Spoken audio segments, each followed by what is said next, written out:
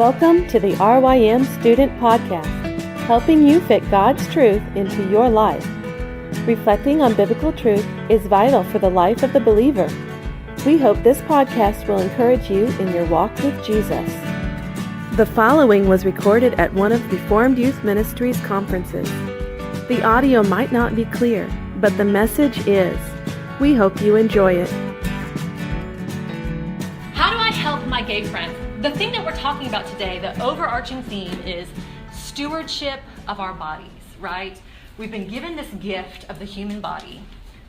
What do we do with it? So stewardship of the human body. Okay, first question, how do I help my gay friends? We're going to be talking about sexuality first, and then we'll go on. No one asked about if you are experiencing same-sex attraction, or you know someone who's experiencing same-sex attraction, and you want to befriend them. And you're like, well, I mean, I'm a Christian, so I read scripture, and how does that work? How do I, what do I do? This is how you can be helpful. Say this is a person, right?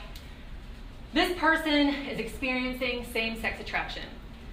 This overarching story that is being fed to them through the media and through this world is, if you experience same-sex attraction, that means you're gay, right? So this person is G-A-Y. And if they are gay, and they don't act on their same-sex attraction, they're not being true to themselves, and they're denying their natural instincts, right? What I would love for you to be able to offer your friends, and what I would love to be able to offer you if you struggle with same-sex attraction, is this. There's another story.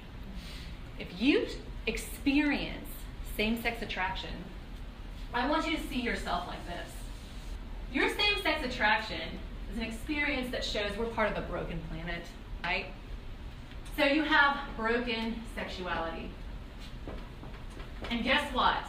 So do I. So does every single person in this room. I don't care if you're single or married, young or old. The fall has touched your sexuality, and it looks different for all of us. I mean, there are different struggles that mean different things, but all of us have broken sexuality. If you are a believer and you experience broken sexuality, that's not who you are, okay? You are a son or daughter of the King. This is who you are. This is something you experience, but guess what? It's not all of you. You may also love soccer. You might be greedy. You might love breakfast food. You might love your sister, right? So this is just a piece of who you are, not who you are, okay? There's another option for you. So I think that's important for your friends to know, to be reminded. Just because you experience same-sex attraction doesn't mean that's who you are, right? This could be said for anything. What if we talk about something that's really like, what if you are a ballerina, right? It's like what you spend a lot of your time doing, practicing ballet. The temptation is to do this. I'm ballerina. That's the temptation. You spend all of your time doing it, you dedicate your life to it, you eat the right way, you stretch every day, you do all the things a ballerina is supposed to do. The temptation is to say, this is who I am. But what's true is, if you're a believer, you are a daughter of the King who happens to like ballet. Oh, and you might be a liar. Oh, struggle with lies, let's put it that way. Or you might love travel.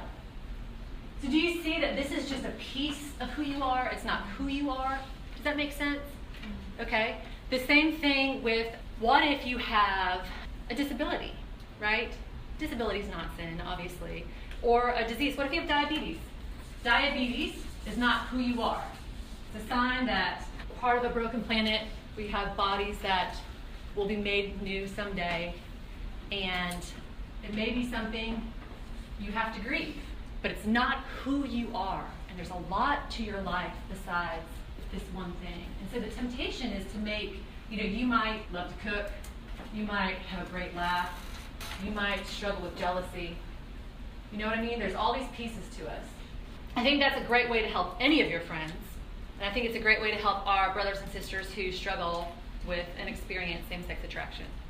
Now, same-sex attraction That is actually like to act on it, right? Here's the other thing, just because you feel it doesn't mean you have to act on it. So there's a lot that goes with it.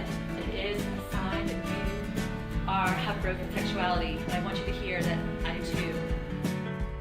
For more information on RYM student conferences, visit rym.org/conferences.